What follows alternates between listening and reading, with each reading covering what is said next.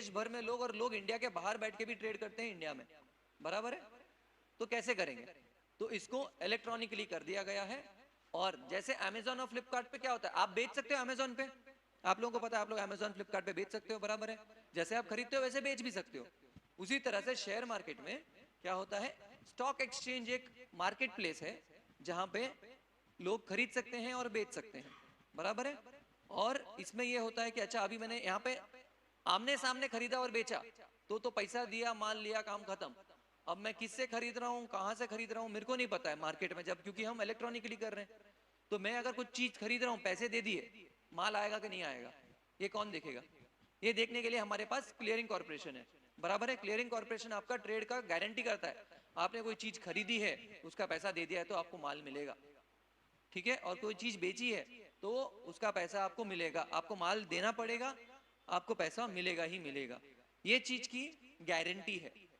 जो चीज की गारंटी है वो मैं बोलूंगा गारंटी, जिसकी गारंटी नहीं है वो मैं बोल दूंगा गारंटी नहीं है। जैसे हमने शुरू में क्या डिस्कस किया था, मार्केट में रिटर्न की कोई गारंटी नहीं है कि भाई इतना रिटर्न मिलेगा, बट अगर आपका माल बेच रहे हो तो पैसा मिलेगा। ऐसा नहीं होगा भाई माल बेच दिया पैसा नहीं मिला, बराबर है।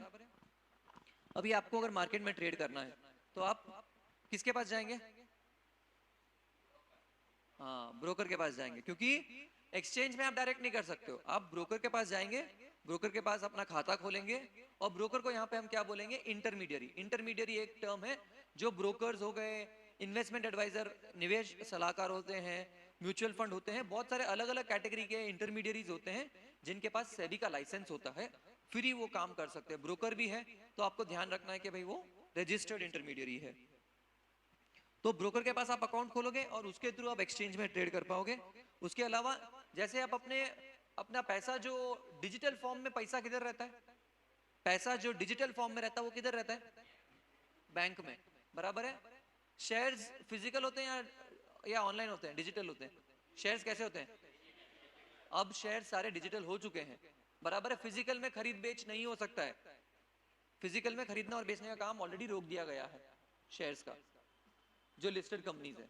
तो उसका शेयर्स जो है, शेयर्स की बैंक होती है, उसको बोलते हैं डिपॉजिटरी। डिपॉजिटरी अपने पास सारे शेयर्स रखती है, जैसे आप अपने बैंक में पैसा रखते हो वैसा डिपॉजिटरी में शेयर्स आप रख सकते हैं, ठीक है। फिर आपको मार्केट में काम करने के लिए कैश से काम नहीं होता है। काम कैसे होता है? बैंक ट्रांसफर से होगा, और आपके खाते से ही पैसा आपके खाते में जाएगा। आपका ब्रोकर अकाउंट है तो उसमें आप ही के बैंक अकाउंट से पैसा जाएगा, किसी और के बैंक अकाउंट से पैसा नहीं डाल सकते। और आप किसी और के बैंक अकाउंट में, किसी और के ब्रोकर अकाउंट में भी पैसा नहीं डाल सकते हैं। तो आपको ध्यान रखना है, आप अपना पैसा जिसको डाल रहे हो आप ही के अकाउंट में पैसा जावे। तो इसके साथ साथ आपका ट्रेडिंग अकाउंट खुलता है और डीमैट अकाउंट खुलता है। डीमैट अकाउंट क्या है? जो शेयर्स का बैंक अकाउंट की तरह है वैसा डीमैट अकाउंट। डीमैट अकाउंट है, ठीक है, समझ आ रहा है डीमैट अकाउंट क्या है? डीमैट अकाउंट क्या है? जहां पे आप अपने शेयर्स होल्ड करोगे, जैसे आप बैंक अकाउंट में पैसा होल्ड करते हो, वहां पे अपने सिक्योरिटीज वहां पे होल्ड करोगे। सो बेसिक डॉक्यूमेंट्स रिक्वायर्ड है, पैन, आधार, फोटो आईडी प्रूफ, और ये सब की जरूरत होगी। इससे आपका अकाउंट ओपन हो जाएगा और आप ट्रेड कर पाओगे। अब आज कितनी कंपनीज इंडिया में लिस्टेड है, किसी को पता है? कितनी कंपनीज लिस्टेड है इंडिया में? 50। और कोई आंसर? कितनी कंपनीज लिस्टेड इंडिया में? गलत बोल सकते हो, कोई दिक्कत नहीं है। नंबर, एक नंबर दो, कुछ भी नंबर। सिर्फ 50 कंपनीज लिस्टेड है? कितनी? बोलो बोलो, मार्केट में आप तो बोलो, गलत हो सकते हो, क्या है? बताओ। नहीं नहीं, 60,000 से ज्यादा नहीं है, 3,000 से ज्यादा कंपनीज हैं जो इंडिया में लिस्टेड है, बराबर है। बहुत सारी कंपनीज लिस्टेड है। अब ये लिस्ट कैसे होती है, बराबर है। ये जैसे हमने डिस्कस करा था, मेरे को आज इंडस्ट्री लगानी है, बराबर है, मेरे को धंधा करना है, व्यापार करना है, मेरे को पैसे की जरूरत है, मैं आप लोगों के पास आया, मेरे को ये देखो, ये मैं धंधा करने वाला हूं, इस भाव पे मैं मेरी कंपनी में आपको पार्टनरशिप दे रहा हूं, बराबर है। ये शेयर क्या है? अल्टीमेटली शेयर एक पार्टनरशिप है। टेक्स्ट बुक डेफिनेशन आप सबने पढ़ा होगा, शेयर्स क्या होते हैं, बराबर है। शेयर्स क्या होते हैं वो क्लियर है सबको? तो अब मैं आ रहा हूं और मैं बोल रहा हूं चलो ये धंधा करने वाला हूं और इस भाव में आपको आके इन्वेस्ट करना है तो आप कर लो, तो आप इस कंपनी में पैसा लगाते हो, तो इसको क्या बोलते हैं? आईपीओ। आईपीओ सुना है? आईपीओ सबने सुना है ना? हाँ। तो ये जो काम हो रहा है इसको बोलते हैं आईपीओ, जहां कंपनी आके बोलती है मेरे को इस रीजन से पैसा चाहिए, ये पैसा लेके मैं ये काम करने वाला हूं और इस भाव पे मैं आपको शेयर देने को तैयार हूं, आपको लेना है तो आप ले सकते हो। तो ये तो हो गया आपका प्राइमरी मार्केट, जहां पे शेयर्स आपको अलॉट किए जाते हैं। अब आपको शेयर्स मिल गए, आपको शेयर मिले हैं और मिलते ही आपको बेच देने हैं, तो किधर जाओगे? एक्सचेंज प्लेटफॉर्म पे। वो है सेकेंडरी मार्केट, बराबर है? सेकेंडरी मार्केट में क्या होता रहता है? Buy and sell, buy and sell होता रहता है, बराबर है? तो इसको सेकेंडरी मार्केट बोलते हैं, और इसको जहां आईपीओ वगैरह होते हैं उसको प्राइमरी मार्केट बोलते हैं।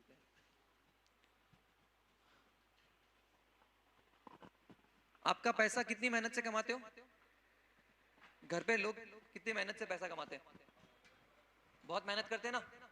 तो जब पैसा कमाने में मेहनत करते हैं तो पैसा अगर कहीं पे किसी को दे दिया और पैसा डूब गया तो बुरा लगता है, बहुत बुरा लगता है। इससे अच्छा कहीं खर्च कर दिया होता तो अच्छा होता, लगता है ना? तो इसीलिए ये बहुत जरूरी है कि आप जब पैसा कहीं पे लगा रहे हो तो अपना पूरा ड्यू डिलिजेंस करें। ड्यू डिलिजेंस को हम क्या बोलेंगे? बहुत केयरफुल रह के, बहुत अच्छे तरीके से उसका जांच पड़ताल करके फिर इन्वेस्ट करें कहीं पे पैसा, बराबर है? तो कोई अच्छा अभी मैं आपसे ये क्लास लेते लेते एक बार एक फोन कॉल है, फोन कॉल पे बात कर लेता हूँ। हाँ भाई, अच्छा रिलायंस का शेयर भागने वाला है या ये कंपनी का शेयर भागने वाला है, खरीद ले भाई। नहीं नहीं, मैं आप लोगों को नहीं बोल रहा था, बराबर है? अच्छा अभी आपने मेरे को सुना कि भाई ये कंपनी के बारे में बात कर रहा हूं मैं, तो आप क्या करोगे? आप भी जाके खरीदोगे कि हाँ भाई ये सूट बूट पहन के आया है, अच्छे कपड़े पहन के आया है, ये बंदा ले रहा है, कुछ तो होगा इसमें, खरीद लो, पैसा बनेगा, बराबर है? मैंने किसी से बात किया, आपने देखा मैं किसी से बात कर रहा था? बात नहीं कर रहा था। मेरा प्लान क्या था? ठगी थी मेरी प्लान, बराबर है? तो आपको ये ध्यान रखना है किसी के कहने पे। अच्छा और हम एक ऐड भी है, वो तो अभी टाइम नहीं है प्ले करने का। कोई इंस्टाग्राम, अच्छा आप लोग इंस्टाग्राम पे हो? बहुत सारे लोग हैं, ठीक है। तो किसी के 1 मिलियन फॉलोवर है तो बहुत बड़ा फॉलोइंग हो गया, बराबर है? अगर वो बंदा बोलता है खरीद लो कोई कंपनी का शेयर, तो खरीदना चाहिए। क्यों? हाँ, वो पब्लिसिटी कर रहा है, क्या पता उसको वहां से पैसा मिल रहा हो, वहां तक तो चलो फिर भी ठीक है, मतलब गलत तो है ही वो भी, बट और भी आप सोचो क्या हो सकता है। उसने पहले से माल खरीद के रखा है, मैंने उस कंपनी का शेयर पहले से खरीद के रखा है, अब मेरे को वो मेरी टोपी उतार के किसी और के सर पे डालनी है। कैसे मिलेंगे लोग जिसको मैं टोपी पहना सकूं? अच्छा 1 मिलियन फॉलोअर्स हैं मेरे, मैं बोलूंगा 1 मिलियन लोग में से अगर 1000 लोग भी खरीदेंगे तो मेरा तो काम हो गया भाई। चलो माल कचरा माल है, साफ करो, बेचो, पैसा मिल गया, मजे करो। और आप वो शेयर लेके क्या करोगे? कुछ नहीं कर पाओगे, ठीक है? तो शेयर मार्केट में अगर इन्वेस्ट करना है, डायरेक्ट डायरेक्ट कोई कंपनी में इन्वेस्ट करना है, तो ये सारा ड्यू डिलिजेंस बहुत केयरफुली करना है, कंपनी के फाइनेंशियल्स पढ़ने हैं, सारी चीजों के बारे में अच्छे से जांचना है, परखना है, और फिर कंपनी में इन्वेस्ट करना है। म्यूचुअल फंड ये एकदम केयरफुली समझना, और ये इसके बारे में जाके आप स्टडी करो। एम्फी है, एसोसिएशन ऑफ, पता है किसी को एम्फी के बारे में? Association of mutual funds of India, बराबर है? ये सारे म्यूचुअल फंड्स का एक एसोसिएशन है। उसी तरह सेबी, सेबी की वेबसाइट किसी ने खोली अभी आज तक? आज जाके सब एक काम करना प्लीज, एक बार सेबी का वेबसाइट खोलना, मेरे को उसका क्रेडिट मिलेगा। मैं जाके बोलूंगा ऑफिस में मैंने इतने लोगों से सेबी का वेबसाइट ओपन करवाया, उससे मेरा फायदा तो हो गया, आपका क्या फायदा होगा? कुछ नहीं, कुछ नहीं बोलने वाले हाथ खड़े करें, कुछ नहीं फायदा होगा। आवाज आई थी, हाथ कोई नहीं आ रहा, एक ही हाथ आ रहा है। कुछ नहीं फायदा होगा आपका सभी की वेबसाइट खोलने से। अच्छा फायदा होगा सभी की वेबसाइट खोलने से? हाँ फायदा होगा? जवाब नहीं मिलेगा तो आगे नहीं बढ़ूंगा, आपको बोर करता रहूंगा मैं। फायदा होगा? क्या फायदा होगा? हाँ जानवा मल से, बराबर। सॉरी मेरी गुजराती खराब है, बट सेबी के वेबसाइट में आपको सेबी की वेबसाइट है www.sebi.gov.in। उसके साथ में पीछे www के जगह में इन्वेस्टर लिख दो। आप लोग सब क्या, मैं चाहता हूं आप लोग क्या बने, इन्वेस्टर बने। वहां पे आपको आगे क्या डालना है, www की जगह investor.sebi.gov.in पे जाओ। वहां पे इतना सारा मटेरियल है, आप सिर्फ बेसिक मटेरियल से चालू करो, वहां से आप सीखने जाओगे तो बहुत कुछ आपको सीखने को मिलेगा, बराबर है। तो अब हम म्यूचुअल फंड्स के बारे में बात करेंगे। तो म्यूचुअल फंड्स के बारे में बात करेंगे। म्यूचुअल फंड क्या होता है, आज कोई कंपनी का भाव है 2500 रुपया, तो आपको मिनिमम कितना इन्वेस्ट करना पड़ेगा उस कंपनी में, कितना इन्वेस्ट करना पड़ेगा, 2500। आपके पास महीने में कितने पैसे बचा रहे हो, अब आप 100 रुपया, 200 रुपया, 500 रुपया, एक एवरेज पकड़ लेते 500 रुपया, बराबर है। हर महीना घर पे अगर है तो 500, 1000, 1500 जो भी पैसा घर पे बच रहा है, हर महीने यही समझो आपने कोई लोन ले रखा है, उस लोन की किस्त आपको बांधनी ही बांधनी है, आपको देना ही देना है। तो हर महीने 1000, 1500, 500, 1000, 1500 जितना आपसे बन पड़े घर से, उतना आप पैसा उसमें म्यूचुअल फंड में लगाएंगे। तो अब 2500 का शेयर है तो आप एक शेयर तो खरीद नहीं पाओगे, और आपको पता नहीं, मैंने अभी आपको कितना बताया, ठगी होती है, ये होता है, वो होता है। तो आपको म्यूचुअल फंड में डालोगे तो म्यूचुअल फंड का जो संरक्षण हम करते हैं, जो हम उनका उनका निरीक्षण वगैरह हम करते हैं, उनके ऊपर हम ध्यान रखते हैं। तो इंडिया में म्यूचुअल फंड का जो रेगुलेशन है वो वर्ल्ड में वन ऑफ द बेस्ट में माना जाता है, और यहाँ पे फ्रॉड्स होने के चांस नहीं है, और अगर कोई फ्रॉड होता भी है तो आपका पैसा वापस मिल सकता है आपको। तो म्यूचुअल फंड में क्या होता है, जब आप 500-500 रुपया डालते हो तो 500-500 करके यहाँ पे आराम से अगर 50 लोग बने बैठे हैं तो 25,000 रुपए तो बन गए। तो जो शेयर 2500 में खरीदना चाह रहे थे वो 10 शेयर तो खरीद पाएंगे सब जने मिलके, बराबर है। तो इस हिसाब से म्यूचुअल फंड क्या करता है, छोटा छोटा पैसा सबसे इकट्ठा करता है, और अच्छे पढ़े लिखे लोग हैं जो फंड मैनेजर बनते हैं, और वो पैसा आपका संभालते हैं, और वो बराबर आपको हर एक चीज के बारे में बराबर डिस्क्लोजर होता है। तो आप जरूर जाके म्यूचुअल फंड का इन्वेस्टमेंट घर पे जरूर चालू करिएगा।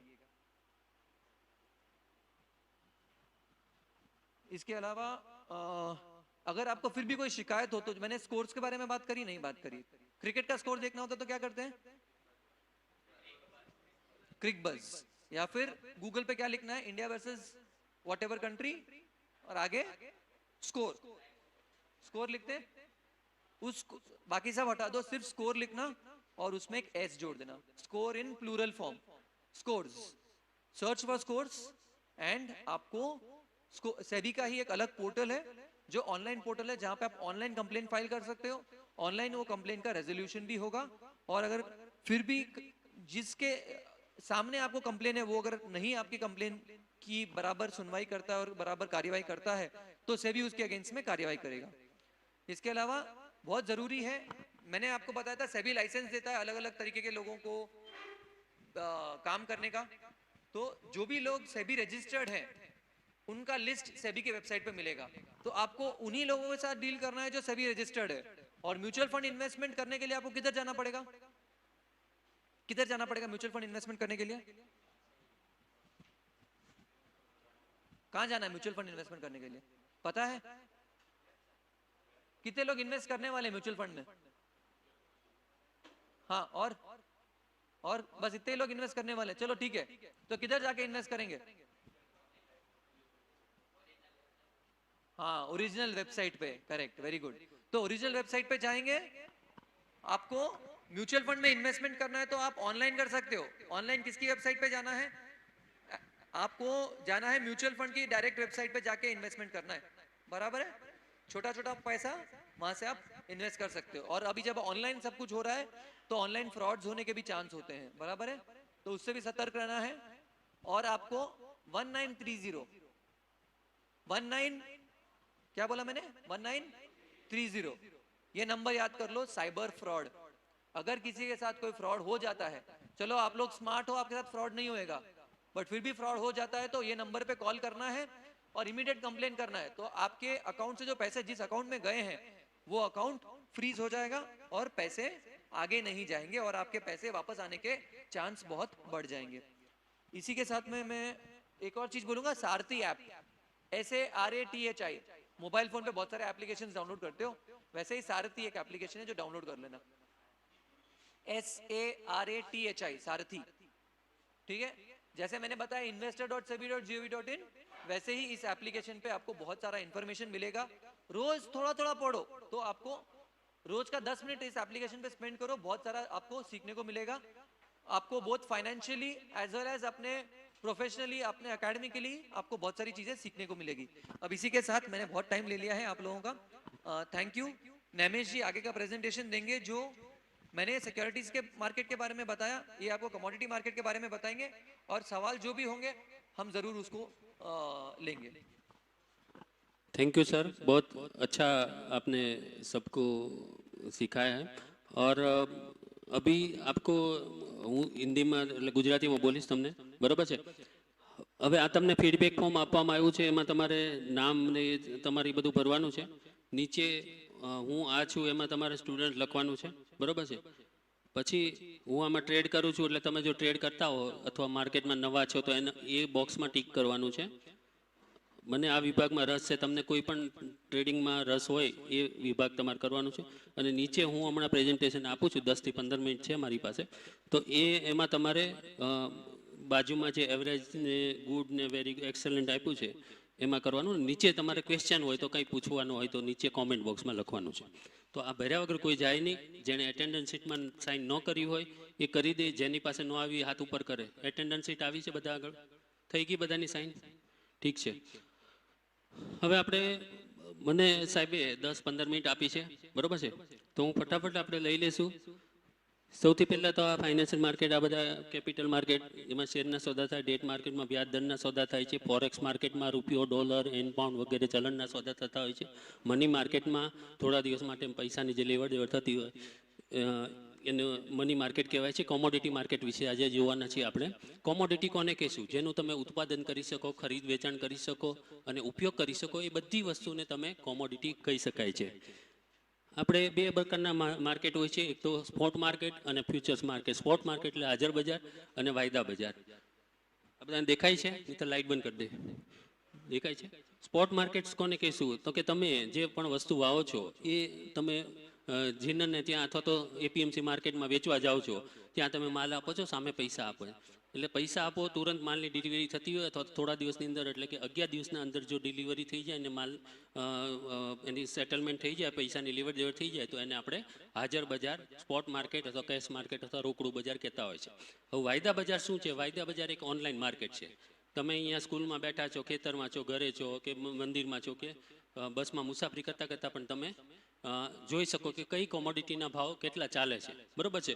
એની એપ્લિકેશન પણ છે, તમે ડાઉનલોડ કરશો તો તમે વાયદા બજારની એપ્લિકેશનમાં તમે ઓનલાઈન ભાવ તમે જોઈ શકો કે અત્યારે શું ભાવ ચાલે. તમને એમ થાય કે ભાવ અત્યારે વધારે છે અને તમને એ કોમોડિટી વેચવામાં કે લેવામાં રસ હોય તો ત્યાં બેઠા બેઠા તમે સોદો કરી શકો. હવે સોદો કરવા માટે તમારે શેર બ્રોકરની પાસે, નજીકમાં જે પણ શેર બ્રોકર હોય તમારા બોટાદમાં, ત્યાં આગળ તમારે જવાનું. એમાં તમારે ધ્યાન રાખવાનું કે જે સેબીનો રજિસ્ટ્રેશન નંબર ધરાવતું હોય અને એક્સચેન્જમાં રજિસ્ટર હોય એવા બ્રોકર પાસે તમારે જવાનું. કોઈ ડબ્બા ટ્રેડિંગ કરતા પાસે જવું નહીં. ડબ્બા ટ્રેડિંગ એટલે ગેરકાનૂની, એમાં પડતા નહીં તો તમે તમારા પૈસા ડૂબી જશે, બરોબર છે? તો એની પાસે તમે આધાર કાર્ડ, પેન કાર્ડ અને બેંકની વિગત લઈને જાઓ એટલે ફ્રીમાં ખાતું ખોલી આપે. પછી જે તમે ટ્રેડ કરો એના ઉપર તમને એનો બ્રોકરેજ ચાર્જ, શેર દલાલી લેતા હોય છે અને બાકી બીજા બધા ચાર્જીસ એની પાસે જાણી લેવાના કે ભાઈ આમાં શું શું ચાર્જ થશે, બરોબર છે?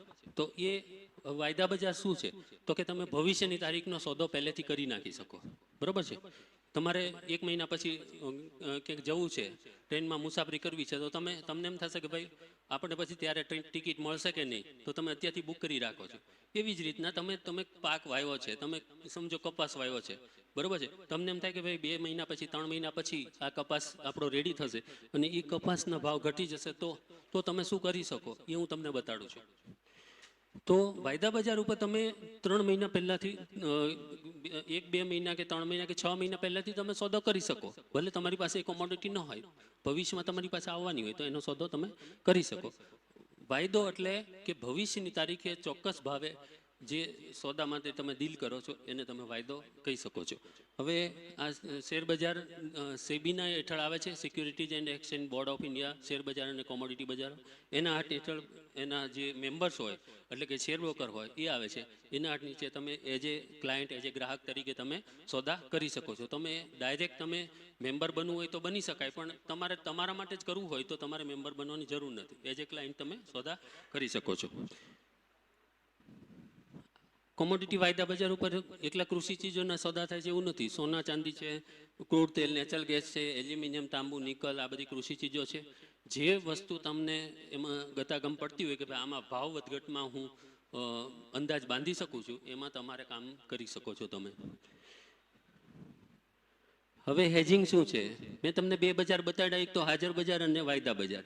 હાજર બજાર અને વાયદા બજારમાં બંનેમાં એક સાથે પણ એક સમાન પોઝિશન પણ વિરુદ્ધ પ્રકારની પોઝિશન. તમે એકમાં ખરીદ્યું હોય તો બીજામાં વેચવાનું, પહેલામાં વેચ્યું હોય તો બીજામાં ખરીદી કરવાની. એટલે બે બજારમાંથી એક બજારમાં તમને નુકસાન ગયું હોય તો બીજા બજારમાં ફાયદો થાય.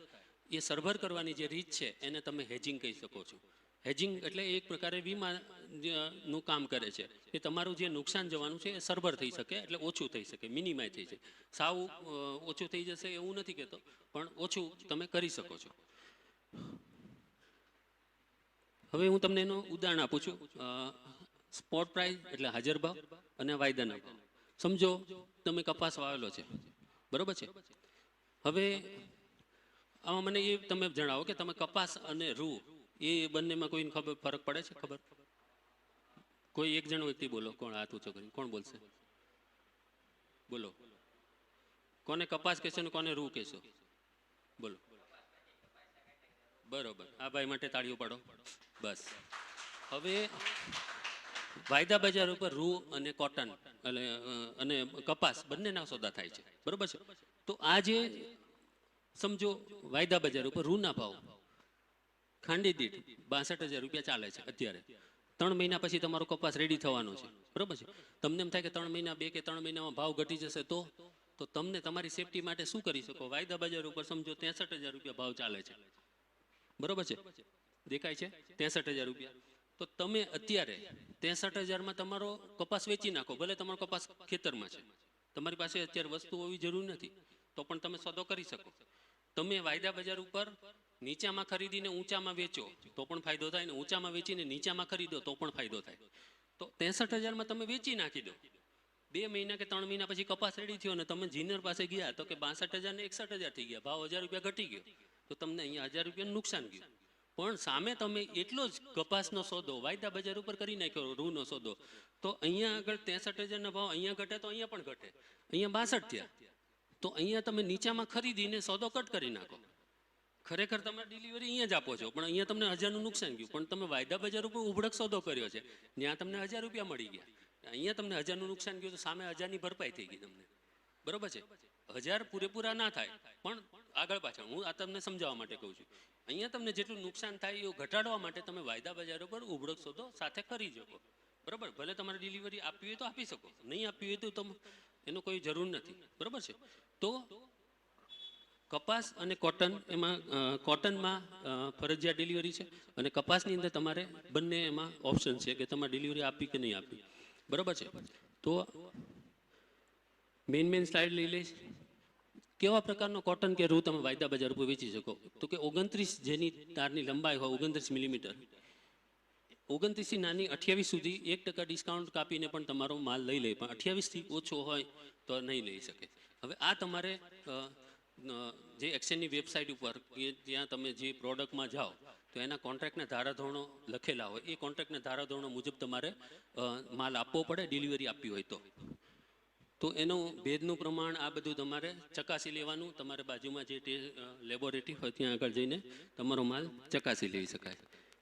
તમારે કપાસ ડાયરેક્ટ વેચવો હોય તો કપાસ છે 20 કિલોનો 1 મણ, એવા 200 મણ કપાસ.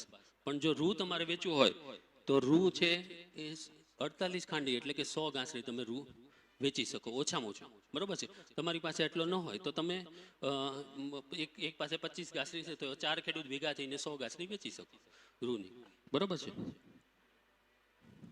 આ બધી કપાસની સિઝન છે કે અહીંયા તમે જૂન જુલાઈમાં કપાસ વાવો છો અને ઓક્ટોબર નવેમ્બર ડિસેમ્બરમાં લણણી કરો છો, બરોબર છે. એ કપાસની સિઝનની આમાં બતાડ્યું છે. આંતરરાષ્ટ્રીય ભાવને અસર કરતા પરિબળો ફેક્ટર્સ છે બધા, કે ભાઈ વિદેશ બજારમાં જે ભાવ ચાલતા હોય, બરોબર છે, કંઈ પણ કોમોડિટીના, એ ભારતીય બજારમાં પણ એની અસર થતી હોય છે. દાખલા તરીકે ડોલરમાં સોનાના ભાવમાં વધઘટ થાય તો ભારતીય બજારમાં રૂપિયામાં પણ સોનામાં વધઘટ થતી હોય છે. એવી જ રીતે મેઇન ટોપિકમાં માંગ અને પુરવઠો. લગ્નગાળાની સિઝન આવે તો માંગ વધી જાય સોનાની, બરોબર છે, તો સોનું આસમાને ચડી જાય. અને કપાસની તમારી સિઝન પૂરી થાય ને કપાસ તમે બધાનો લણણી કરીને વેચવા જાઓ એક સાથે, તો પુરવઠો વધી જાય એટલે ભાવ ઘટાડી દે લોકો. માંગ વધે એમ ભાવ વધે, પુરવઠો વધે એમ ભાવ ઘટે, બરોબર છે. થોડું હું ઝડપથી લઉં છું તમને થોડું, કારણ કે તમારી બસ છે મને જાણવા મળેલું છે અને બસ તમારી મિસ નહીં થવા દો. આ તમને ડિલિવરીના આંકડા છે કે વાયદા બજાર ઉપર ડિલિવરી પણ કરે છે લોકો, એકલા કાગળ ઉપર વેપાર થાય એવું નથી. આ બધી 1 લાખ 2 લાખ 3 લાખ 4 લાખ આ બધી ડિલિવરી બધા વર્ષની આપેલી છે. અને આ તમે એક્સચેન્જની વેબસાઇટ ઉપર જાઓ એટલે તમને બધો સ્ટોક પણ જોવા મળે, કેટલી ડિલિવરી ઉતરી એ પણ જોવા મળે. અત્યારે કયા સેન્ટરમાં કયો સ્ટોક છે, કે રાજકોટ ડિલિવરી સેન્ટર છે, કડીમાં આટલો છે, જલનામાં આટલું છે, તો એ તમને ડિલિવરી સ્ટોક તમે જાણી શકો કે ભાઈ તમારે ખરીદવું હોય અથવા તો વેચવું હોય તો એ તમે એ સેન્ટરમાં જઈને વેચી પણ શકો છો. આ એની રીત છે, તમે ક્યાંયથી પણ સોદો કરી શકો, પણ તમારે માલની ડિલિવરી કરવી હોય તો તમારે એના ગોદામ સુધી, વેરહાઉસ સુધી માલ લઈ જવો પડે. ત્યાં આગળ એની ચકાસણી થાય, એનો ગુણવત્તા એટલે ક્વોલિટી સર્ટિફિકેટ આપવામાં આવે. એ સર્ટિફિકેટ બતાડો એટલે વેરહાઉસમાં માલ રાખવા દેવામાં આવે. ત્યાં તમારે ઓનલાઈન કોમરી સિસ્ટમ, ઓનલાઈન સિસ્ટમથી તમારે ત્યાં પહેલાં જગ્યા બુક કરવી પડે, પછી તમે ડિલિવરી ત્યાં આપી શકો. અને એ વેરહાઉસ રસીદ હોય, એ રસીદ જો તમે બેંકમાં આપો તો તમને ઓછા વ્યાજે ધિરાણ પણ મળી શકે છે. તો આ બધી વ્યવસ્થા છે. આ બધું તમારે બ્રોકર પાસે જાણવું પડે. 10-15 મિનિટમાં બધું તમને નહીં સમજાવી શકું, બરાબર છે. તો તમારે એ જે ડિલિવરીની સિસ્ટમ છે કે ભાઈ તે ઓનલાઈન છે, ઓનલાઈન તમે એનું ટ્રાન્સફર કરી નાખો, પછી પેમેન્ટ ક્યારે કરવાનું, એની માલની ડિલિવરી ક્યારે મળે, એ બધું જ તમને બ્રોકર સમજાવી શકે છે. બીજું આ એના સેન્ટર છે, તમારે કપાસની ડિલિવરી કરવી હોય તો મેઇન રાજકોટ સેન્ટર છે, એટલે તમારે રાજકોટ નજીક પડે. પછી મુન્દ્રા, કડી, જલના, યવતમાળ એ બધા મહારાષ્ટ્રના એ બધા છે. અને આ એના આખી લેબ સિસ્ટમ છે કે તમે ત્યાં લઈ જાઓ એટલે એનું વજન માપે, પછી એમાં ભેજનું પ્રમાણ માપે, અને 100 ગાંસડી લઈ જાઓ એમાંથી 5 ગાંસડી સેમ્પલ કાઢીને એનું ચેકિંગ કરે અને પછી તમારો માલ અંદર જમા કરવા દે. આ એના બધા ચાર્જીસ આપેલા છે, એ બધા તમે બ્રોકર પાસે જાણી શકાય. વેરહાઉસમાં તમે માલ રાખી શકો. તમને એમ થાય કે ભાઈ 1 મહિના પછી કે 2 મહિના પછી ભાવ વધવાનો છે, તો તમે આ વેરહાઉસમાં ₹2.85 એક દિવસના એક ગાંસડીના, 100 ગાંસડીના ₹285 એક દિવસના તમારે ખર્ચીને તમે માલ રાખી શકો છો. બીજું આ તમને સમજાવી દઉં. હું રૂનો મેં તમને કીધું 100 ગાંસડીનો લોટ છે, એટલે કે 48 ખાંડી, બરોબર છે. લોટ સાઇઝ એટલે શું, કે તમે એક માચીસની તીલી લેવા જશો તો નહીં આપે, આખું માચીસ બોક લેવું પડે. અગરબત્તી એક લેવા જશો તો નહીં, આખું બંડલ લ્યો છો ને, એવી રીતે આનું લોટ સાઇઝ છે કે તમારે 100 ગાંસડી ઓછામાં ઓછી વેચવી જોઈએ, એટલે 48 ખાંડી તમારે રૂ વેચી શકાય. અથવા તો બસ 20 કિલોનો 1 મણ એવા 200 મણ કપાસ તમે વાયદા બજાર ઉપર વેચી શકો. તો અત્યારે શું કરો છો તમે, તમારું જે કપાસ છે, તમારા મમ્મી પપ્પા છે, ખેડૂત છે, એ લોકો કરતા હશે, તો એમાં તમે હેલ્પ કરતા હો તો તમે એને સમજાવી શકો કે ભાઈ તમે આ ડાયરેક્ટ વેચો છો એને બદલે વાયદા બજાર ઉપર વેચો તો એટલો ફાયદો થઈ શકે, બરાબર છે. તો આ હું તમને એ સમજાવું કે તમે કપાસ ડાયરેક્ટ વેચે છે એને બદલે તમે જીનિંગ કરાવીને વાયદા બજાર ઉપર વેચો તો શું ફાયદો થાય. લગભગ 500 કિલો કપાસમાંથી એનું જીનિંગ કરીને કપાસિયા બહાર કાઢી લો તમે, એટલે એક ગાંસડી રૂની 170 કિલોની તૈયાર થઈ જાય. બંધ થઈ ગયું ભાઈ? હા ઠીક, હા ચાલો. તો એ જે 500 કિલોમાંથી એક ગાંસડી રૂની તૈયાર થઈ જાય. તો આપણે 100 ગાંસડીની વાત કરવાની છે, એટલે 50,000 કિલો કપાસ તમારી પાસે છે સમજો. 50,000 કિલો કપાસ તમે જીનરને વેચવા જાઓ છો, જીનર એમ કહે છે કે 7,800 100 કિલોનો ભાવ ચાલે છે, તો તમને એ 50,000 કિલોના લેખે 50,000 કિલોનો ભાવ 7,800 રૂપિયાના ભાવે 39 લાખ રૂપિયા તમને આપી દે છે. અને તમે ખુશી ખુશી તમારા મા બાપ લઈ લે છે કે ભાઈ સારો ભાવ મળી ગયો, બરાબર. તો હજી તમને વધારે કેવી રીતે મળે હું તમને બતાડું છું. એ શું કરે છે, તમારી પાસેથી કપાસ લઈ છે, પછી કઈ કપાસ તો ખાવાનો તો છે નહીં, બરાબર છે. એ એનું જીનિંગ કરીને વાયદા બજાર ઉપર વેચે છે, અથવા તો એ જે કપડાં બનાવતી મિલોને વેચતો હોય કે ગમે તે હોય. તો જો તમે એ જીનિંગ કર્યા પછી ઈ જે કાર્ય કરે છે એટલે જીનિંગ કરવાનો ખર્ચો કેટલો છે? 500 કિલો કપાસમાંથી એક ગાંસડી રૂની તૈયાર કરવાનો ખર્ચો 1000 રૂપિયા એક ગાંસડીના. 100 ગાંસડી તૈયાર કરવી હોય તો કેટલો થાય ખર્ચો? 1 લાખ રૂપિયા. 39 લાખ રૂપિયા તમને આપી દેશે 50,000 કિલો કપાસ લેવાનો, બરોબર છે, અને એનું જીનિંગ કરીને 1 લાખ રૂપિયા નાખીને 40 લાખ રૂપિયામાં 100 ગાંસડી રૂની તૈયાર કરી નાખે છે. હવે 100 ગાંસડી રૂની એ વાયદા બજાર ઉપર વેચે છે. સમજો વાયદા બજાર ઉપર 63,000 રૂપિયા ખાંડીના ભાવ ચાલતો હોય તો 63,000 ભાવે 30,24,000 રૂપિયા તેને આમનામ મળી ગયા, બરોબર છે. 30,24,000 100 ગાંસડી વેચ્યા એના મળી ગયા. બીજું એને જે કપાસે કાઢ્યા હતા, સમજો 35 રૂપિયા પણ કિલો ચાલતા હોય તો 11 લાખ રૂપિયા બીજા એને કપાસ એના મળી જાય. એટલે એને ટોટલ કેટલા મળે છે? 41,44,000 રૂપિયા. તમને કેટલા મળે છે? 39,000 રૂપિયા, 39 લાખ રૂપિયા. તો તમને 1,44,000 જેટલો 44,000 જેટલો તમને ફાયદો થઈ જાય છે, બરોબર છે. એટલે આ તમને ખાલી બતાડ્યું છે. આમાં ભાવ વધઘટ હોઈ શકે અથવા તો તમને ઓછું વધારે નફો મળી શકે. 1 લાખથી 1.5 લાખ જેટલો ફાયદો થતો હોય તો તમારી કોલેજની ફી ભરાઈ જાય. ભરાય છે કે નહીં? તો તમે તમારા મમ્મી પપ્પાને સમજાવી શકો છો, બરોબર છે. કારણ કે એ લોકોને આ બધું જ્ઞાન નથી. એ જો જ્ઞાન તમને મળે એમને તમે આપો કે ભાઈ આવી રીતે શીખી શકો. પણ એક જ પ્રોબ્લેમ છે કે તમારે ત્યાં આટલો બધો કપાસ કે રૂ થતા ન હોય તો તમે શું કરી શકાય? એફપીઓમાં જોઈન્ટ થઈ શકાય. એફપીઓ શું છે? ખેડૂતો દ્વારા બનાવેલી ખેડૂતો માટેની કંપની, અને ખેડૂતો ચલાવતા હોય અને એમાં તમે ભાગીદાર થાવ એટલે તમારું જે પાક છે એ તમે એમાં વેચી શકો. એનું બિયારણ ને બધું તમને સસ્તા દરે મળી શકે. તો એ બધું છે. તો એમાં તમે જોઈન્ટ થયા હો તો તમે તમારા થોડા નાના નાના જે તમારી પાસે છે કપાસ કે સાઈઝમાં કે ભાઈ 25 ગાંસડી છે તો કરીને 100 ગાંસડી તમે વાયદા બજાર ઉપર એ તમારા વ્યક્તિ વેચી દે અને બધાને પૈસા ભાગે મળતા વેચી દે. તો આ રીતની પણ વ્યવસ્થા છે. અને તમારે જો કરવું હોય તો તમારે બ્રોકર પાસે જઈને ખાતું ખોલવાનું. જો એફપીઓમાં તમે જોઈન્ટ થયા હોય તો આ બધા એસિંગ ચાર્જ, વેરહાઉસ ચાર્જ, આ બધા જે ચાર્જ છે તમને પાછા મળતા હોય છે પૂરેપૂરા. ખાલી એમાં ટ્રાન્સપોર્ટેશન ને બે જે ચાર્જ છે એ 50% મળે છે. બાકી બધા તમને પૂરેપૂરા રિમ્બર્સ મળે કે તમે એના બિલ સબમિટ કરો એટલે તમને એ પાછા મળતા હોય છે, બરોબર છે. બીજું એક આ તમને એક જ વસ્તુ શીખવાડી દઉં. Commodity options. ઓપ્શન શું છે? બરોબર છે. એટલે કે તમને એમ થાય કે ભાઈ આપણે મેડિકલ ઇન્સ્યોરન્સ તમે ઓપ્શન સાથે સરખાવી શકો છો. કોઈ મેડિક્લેમ ઇન્સ્યોરન્સ લીધો, તમારા ઘરે કોઈ વડીલ છે અને 10 લાખનો મેડિક્લેમ ઇન્સ્યોરન્સ લીધો કે ઓલા કે 10,000 રૂપિયા થશે પ્રીમિયમના, તમે પ્રીમિયમ ભરી દીધું, બરોબર છે. હવે તમારે ન કરે ભગવાનને તમારા વડીલ બીમાર પડ્યા, છાતીમાં દુખાવો પડ્યો તો હોસ્પિટલ લઈ ગયા તો કે એન્જિયોગ્રાફી એન્જિયોપ્લાસ્ટી બાયપાસ કરવું પડશે, 10 લાખ રૂપિયા જોશે. તો કે આ લ્યો લઈ લો, બરોબર છે. તો હોસ્પિટલમાં એ પૈસા ટ્રાન્સફર કરી દેશે. પણ તમારા વડીલ ખાધે પીધે સૂકી હતા, રામદેવ બાબાની યોગા કરતા હતા, બહુ હાલતા ચાલતા, બીમાર જ ન પડ્યા આખો, તો તમે પ્રીમિયમ માગવા જાઓ તો આપશે? નહીં આપે, બરોબર. કે હાલતી પકડો એમ જ કહેશે. તો તમને પ્રીમિયમ નથી મળતું, પ્રીમિયમ તમારું જાય. બીમાર પડો તો કઈ બીમાર તો પડાય નહીં પ્રીમિયમ માટે, બરોબર. એવી જ રીતનું આમાં છે ઓપ્શનમાં. ઓપ્શનમાં તમારે સોનું ખરીદવું છે. 10 ગ્રામ સોનાનો ભાવ સમજો 50,000 રૂપિયા ચાલે છે, બરોબર છે. તમે ઓપ્શન્સ સોનાનું ઓપ્શન્સ લેવું છે તમારે તો તમને પ્રીમિયમ એમાઉન્ટ કેટલું હોય? 500, 600, 700 રૂપિયા. તમે ઓનલાઈન જોઈ શકો. એક્સચેન્જની વેબસાઇટમાં જાઓ, માર્કેટ ડેટામાં તમે જાઓ, એમાં ઓપ્શન ક્લિક કરી અને એમાં ગોલ્ડના ભાવ જુઓ તમે તો એની અંદર તમને એ પ્રીમિયમ અત્યારે કેટલું ચાલે છે, કોલ ઓપ્શન ને પુટ ઓપ્શન, બરોબર છે. કોલ ઓપ્શન ખરીદવાનો અધિકાર આપે છે, પુટ ઓપ્શન વેચવાનો અધિકાર આપે છે તમને. જે વાયદાનો કોન્ટ્રાક્ટ હોય એ, બરોબર છે, વાયદા ઉપર જ આધારિત છે. એ વાયદામાં જ રૂપાંતર થાય. જ્યારે એનું પૂરો થાય કોન્ટ્રાક્ટ એટલે એનું ડેવલપમેન્ટ વાયદામાં થાય, અને વાયદામાંથી તમે ડિલિવરી લઈ શકો અથવા તો આપી શકો, બરોબર.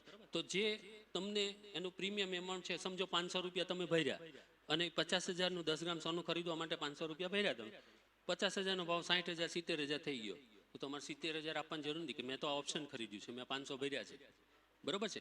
તો તમને એ 50,000માં સોનું મળે. પણ જો 50,000નો ભાવ ઘટીને 40,000, 30,000, 20,000 થઈ ગયો, 30,000 ઘટી ગયા તો તમારે 30,000ની ખોટ ખાવાની જરૂર નહીં.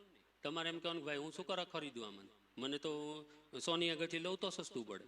એટલે તમે 500 રૂપિયા તમારે જતા કરવાના, બરોબર છે. તમારા 30,000 ના જાય. તો તમને પહેલેથી જ્યારે તમે ખરીદી કરો ત્યારે તમને ખબર પડી જાય કે માને ખોટ જશે તો એટલી જ જશે, મને પ્રોફિટ થશે તો એટલો થશે, જેટલો થાય એટલો, બરોબર છે. તો એવી પણ પ્રોડક્ટ છે. બીજું તમે ઇન્ડેક્સમાં જાઓ તો આ ઇન્ડેક્સ છે, બુલ ડેક્સ છે, મેટલ ડેક્સ છે, એનર્જી ડેક્સ છે. તો એમાં અમુક બે વસ્તુ છે આમાં. સમજો બુલડેક્સ છે તો સોના ચાંદી બંનેની વધઘટનો ફાયદો લેવો હોય તમારે તો તમે બુલડેક્સમાં જઈ શકો. મેટલ ડેક્સમાં 5 જાતની ધાતુઓ છે, એલ્યુમિનિયમ, તાંબુ, જસત, એ બધી ધાતુઓ છે. તો એ બધાનો એક સાથે લાભ લેવો હોય તો તમે ઇન્ડેક્સમાં. આપણે સરે નિફ્ટીનું ને આપણી જે વાત થઈ કે ભાઈ ઇન્ડેક્સ જે આવે નિફ્ટીને તમે જે સોદા કરતા હોય તમે જાણતા હશો, એ જે ઇન્ડેક્સ છે એ પ્રકારના ઇન્ડેક્સ આમાં પણ છે. એટલે એનર્જી ઇન્ડેક્સમાં ક્રૂડ તેલ, નેચરલ ગેસનો ઇન્ડેક્સ છે, અને બુલડેક્સ છે એ સોના ચાંદી બંનેની વધઘટનો છે. પણ એ બધું તમારે આ બધા ટોપિક છે એક એક સેશન મારે એનું લેવું પડે ત્યારે તમને સમજમાં આવે. અથવા તમારે શું કરવું પડે, બ્રોકર પાસે જાઓ તમે, અથવા તો કોઈ તમારો જાણકાર વ્યક્તિ જો કરતી હોય એની પાસે જઈને પહેલાં સમજો અને નાના પાયે પહેલેથી ચાલુ કરો. તમે એકસાથે મોટો સોદો નહીં કરતા. અહીંથી જઈને અમુક છોકરાઓ એમ કહે છે કે પપ્પા આગળ લાવો ભાઈ 50,000 લાખ રૂપિયા મારે સોદા કરવા છે, એમ નહીં કરવા માંડતા. તમે પહેલાં જાણજો, શીખજો, પછી કરજો. બરોબર છે? એ તમારા મમ્મી પપ્પાને ખાડામાં નહીં ઉતારી દેતા. બરોબર? નહીં કરો તો ચાલશે, પહેલાં શીખી અને પછી કરજો. અને કોઈના ટિપ્સમાં, સરે કીધું એમ, કોઈની ટિપ્સમાં તમારે ધ્યાન નહીં દેવાનું. ટિપ્સમાં ફસાણા તો પૂરું થઈ ગયું વાત. અને ડબ્બા ટ્રેડર આગળ સોદા કરતા જ નહીં તમે. બરોબર છે? જે એક્સચેન્જનો રજિસ્ટર થયા હોય ને સેબીનો રજિસ્ટ્રેશન નંબર ધરાવતા હોય એવા બ્રોકર પાસે તમારે કરવાનું. અને તમે નાની એમાઉન્ટમાં પણ કરી શકો. દાખલા તરીકે ગોલ્ડમાં છે 1 ગ્રામનો પણ કોન્ટ્રાક્ટ છે. એટલે 1 ગ્રામનો 50,000, 10 ગ્રામના હોય તો 1 ગ્રામનો 5,000માં પણ તમે કરી શકો. તો તમે એ તમારું જે પોકેટ મની મળતું એમાંથી થોડા થોડા બચાવીને આવી રીતે તમે ટ્રાય કરો અને પછી કરો. કારણ કે તમે ટ્રેડિંગ એકાઉન્ટ તમે ખોલી નાખો એક પછી તમે સોદા કરો તો તમને એનો ચાર્જ લાગતો હોય છે. બરોબર છે? અને એક્સચેન્જ ઉપર જો તમારે તમે ડિલિવરી આપવી કે લેવી હોય તો જ જવાનું છે. બાકી તમે જો સોદો સરભર કરવો હોય તો કંઈ જવાની જરૂર નથી. જો કપાસ તમારે ખરીદો, વેચ્યો તમે અને ભાવ જો ઘટી ગયા, તમારે ડિલિવરી આપી છે તો તમારે રાજકોટ સુધી માલ લઈ જવો પડે. પણ જો તમારે ડિલિવરી નથી આપી તો એ સોદો કટ ઓફસેટ કરવા માટે તમને 5 દિવસ પહેલાં સ્ટેગર પીરિયડ હોય ત્યાં સુધીમાં એ તમારે તમારો ઇન્ટેન્શન, તમારો આશય બતાડી દેવો પડે. અને પછી એ ઓનલાઈન જો તમારે ડિલિવરી આપવી હોય તો તમારે એ મેલ દ્વારા અને કોમરીજ સિસ્ટમ દ્વારા એનું સિસ્ટમ હોય છે. ત્યાં તમે વેરહાઉસનું જગ્યા બુક કરીને ત્યાં તમે માલ લઈ જાઓ અને એની રસીદ આપે. પછી જ્યારે તમારું એનું પેમેન્ટ થઈ જાય એટલે રસીદ એટલે તમારા ખાતામાં પેમેન્ટ આવી જાય અને તમને માલ એને ડિલિવર કરી દેવાનો. આ બધું એનું બ્રોકર પાસે તમે જાણી લેજો. બરોબર છે? એના નિયમો બધા બદલાતા રહે એટલે એ તમારે એક્સચેન્જની વેબસાઇટ પરથી પણ તમે જાણી શકો કે ડિલિવરીની સિસ્ટમ શું છે. તો હું તમારો વધારે સમય નહીં લઉં કારણ કે તમારો સમય થઈ ગયો છે. અને હું ખૂબ ખૂબ તમારો બધાનો આભારી છું અને આ કોલેજનો પણ આભારી છું કે થેન્ક યુ વેરી મચ. અને આપણે સર જે આવ્યા છે સરનો પણ ખૂબ ખૂબ આભાર આપું છું કે ભાઈ એ તમારા માટે આવ્યા છે. દર વખતે હું એકલો આવું છું પણ આ વખતે સેબીના સરને તમારી સાથે લઈ આવ્યો છું કે તમને સેબીના વિશે પણ જાણવા મળે. હવે તમને જે સવાલ થતા હોય એ એક એક સરને પૂછો.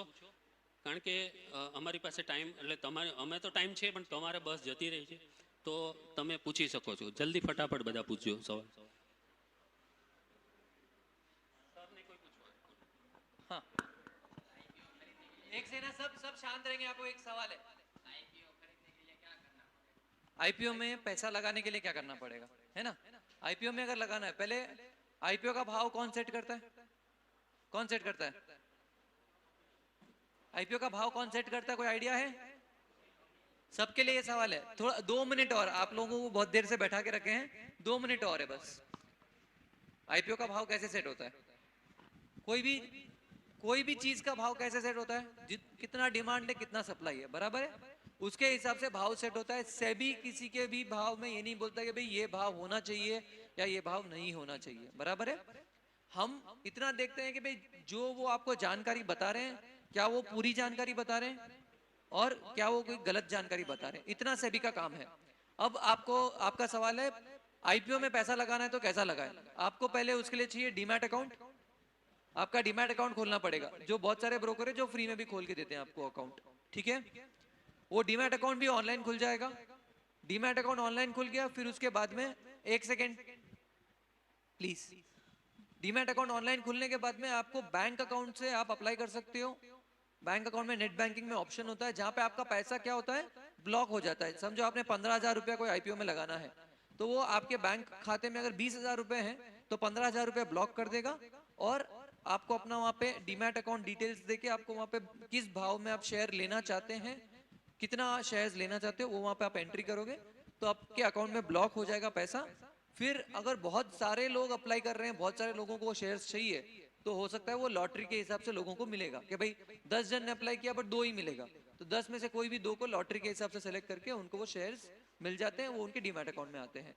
तो नेट आपको डीमैट अकाउंट चाहिए वो शेयर अप्लाई करने के लिए, और बेचना है तो ट्रेडिंग अकाउंट की जरूरत है।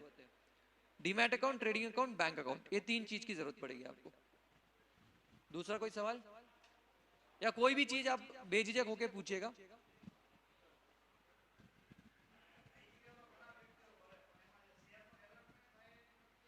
हाँ, आप मैंने अभी जैसे इसके लिए एग्जांपल उदाहरण दिया था 10, अगर देखो कंपनी बता रही है मैं मेरे पास 10 शेयर है, मैं 10 शेयर दे सकता हूं, बराबर है। अब 100 लोगों ने बोला मेरे को भी चाहिए, मेरे को भी चाहिए, मेरे को भी चाहिए, तो कंपनी किसको देवे? हाँ, जो सबसे ज्यादा पैसा दे रहा है, बात बराबर है, बहुत अच्छी चीज है। बट कंपनी ने बता दिया है मैं 500 से लेके 520 के भाव में शेयर देने वाला हूँ। 100 लोगों ने बोल दिया चलो 520 का भाव दिया, मेरे को 520 के भाव में मेरे को शेयर दे दो, मैं किसको दूंगा? मेरे पास तो है शेयर, 10 शेयर देने को 100 लोग मांग रहे हैं, किसको दूंगा? तो इसमें हर आदमी को एक शेयर मिल जाए या एक लॉट मिल जाए, एक लॉट में जैसे 15,000 का अमाउंट बनता है रिटेल कैटेगरी में, तो वहां पे हर आदमी को एक लॉट मिल जाए उतना कोशिश करते हैं। बट अगर इतना ज्यादा डिमांड है और सप्लाई कम है तो क्या करते हैं, फिर उसमें लॉटरी निकालते हैं, 100 में से 10 को लॉटरी के हिसाब से निकाल के उनको शेयर मिलते हैं। Computerised,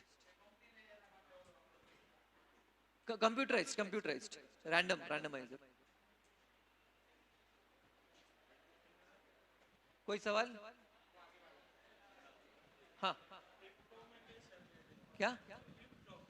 crypto? अच्छा, कितने लोगों ने क्रिप्टो में पैसे लगाए? अरे बाप रे बाप, ओ बाप रे, आपने ही सिखाया क्या सबको? नहीं, चलो अच्छा है, ठीक है, कोई बात नहीं। देखो इंडिया में क्रिप्टो इलीगल नहीं है। अच्छा, इसके पहले ड्रीम 11 में कितने लोगों ने पैसा लगाया? ओ बाप रे बाप, ओ बाप रे, ओ बाप, मेरे को यहाँ से भागना है, मेरे को यहाँ से भागना है कि अच्छा कितने लोगों ने पैसे कमाए हैं? बताने के लिए नहीं, आप बताने, मैं आके चेक करूंगा, अभी चेक करूंगा कि भाई मैंने पैसे कमाए, कितने पैसे कमाए, कितने लगाए, कितने कमाए। अच्छा चलो ठीक है, हम अभी इंडिविजुअल डिस्कस नहीं करेंगे। ज्यादातर पैसा डूबता है, ज्यादा डूबता है, बनता है तो थोड़ा बहुत बन जाता है, कभी कभार बन जाता है लक के हिसाब से, बराबर है। पैसा, मैं इसीलिए बोल रहा था पैसा पैसा कमाने के लिए कितनी मेहनत करनी पड़ती है, बहुत मेहनत करनी पड़ती है। यहाँ पे डूबा तो कैसे डूबा, फट से डूब गया। तो अपने को ये चीज ध्यान रखना है कि भाई चलो अभी थोड़ा इंटरेस्ट आ रहा है सबको, आवाज नहीं। देखो ये बहुत जरूरी है, आप अपना पैसा वहां पे लगाने को तैयार हो, यही चीज आप अपने फ्यूचर के लिए लगाओ। पैसा म्यूचुअल फंड, मैं आप लोगों को होमवर्क दे रहा हूं, मैं 6 महीने बाद में आऊंगा वापस। अच्छा, सबके लिए एक होमवर्क होमवर्क है, सबके लिए एक होमवर्क है, 6 महीने बाद में मैं वापस आऊंगा। दो चीज का होमवर्क है। एक आप नोट करेंगे, सब जने नोट करेंगे, हाथ में नोट कर लो, कहीं पे नोट कर लो, नोट करो सब जने, होमवर्क है।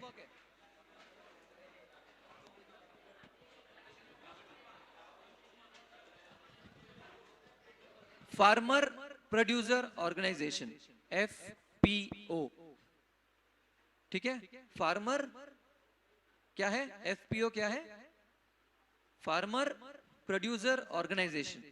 ये नेमेश भाई ने इसके बारे में बताया था। अमूल का बिजनेस मॉडल सबको पता है, बराबर है। अमूल कैसा है, कोऑपरेटिव है, राइट। उसी तरह FPO कोऑपरेटिव तरीके से काम करता है, अपने ही लोगों के लिए काम करता है। एक खेडूत लोगों का एक, हर जगह में अलग अलग FPO बनती है जो खेडूत लोगों के फायदे के लिए है, उन्होंने ही बनाई है, उनके फायदे के लिए ही है, और उससे जो प्रॉफिट भी बनता है उनका ही आपस में होता है। अपना, जैसे अपन ने बात की थी कि अपना खेडूत जो अगर क्वांटिटी कम है तो छोटे छोटे खेडूत लोग मिलके एक बड़ा लॉट बन जाता है, तो वो FPO यहाँ पे मार्केट में भी ट्रेड कर पाएंगे। तो आपको FPO के बारे में पढ़ाई करनी है, क्या है क्या नहीं है, ठीक है, ये है होमवर्क असाइनमेंट नंबर 1।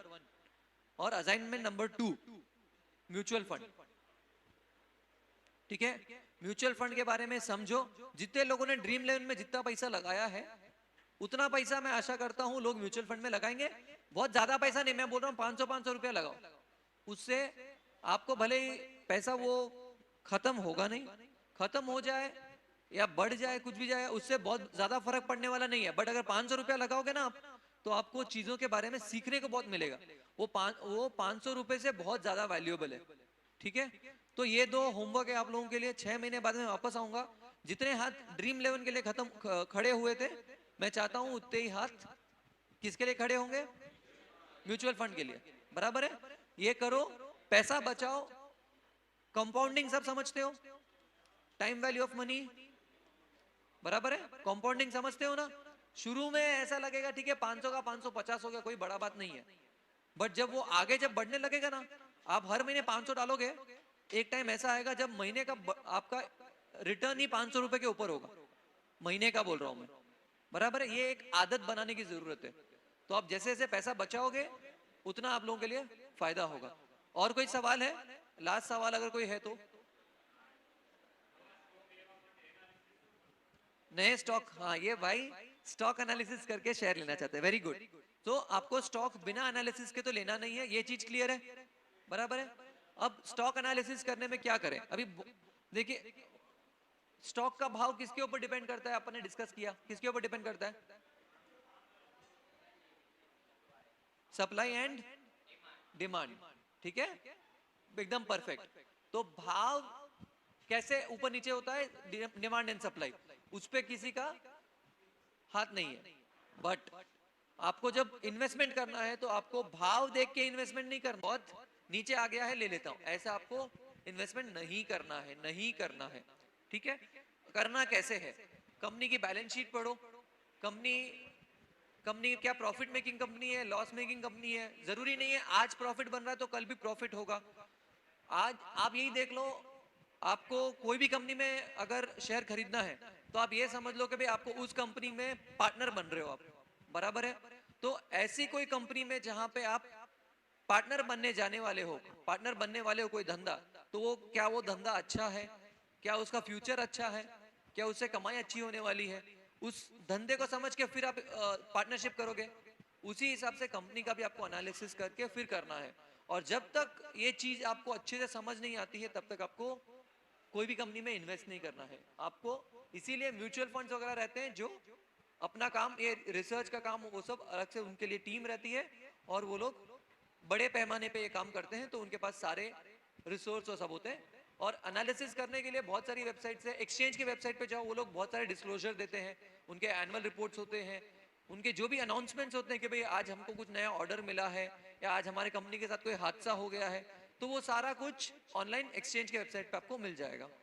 बीएससी की वेबसाइट है, एनएससी की वेबसाइट है, एमसीएक्स की वेबसाइट है। अब आप खेडूत के हिसाब से ये है कि यहाँ पे एमसीएक्स के वेबसाइट पे भी आपको डिटेल मिलेगा, वेयर हाउस में कितना माल पड़ा है।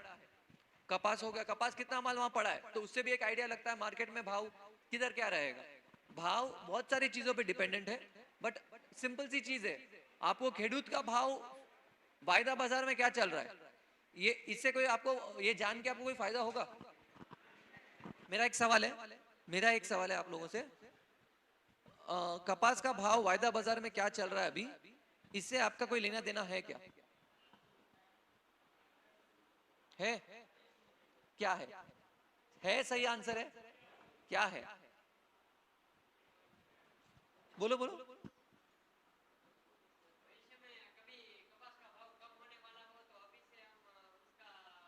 Clap for him, clap for him,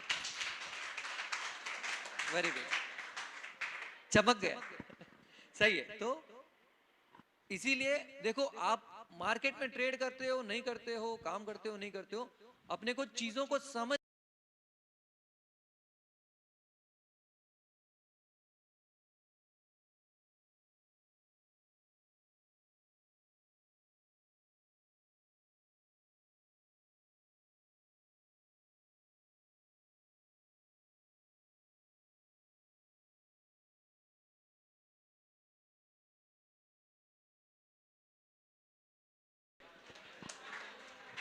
સરે તમને બહુ સારું સમજાવ્યું છે, બરોબર છે.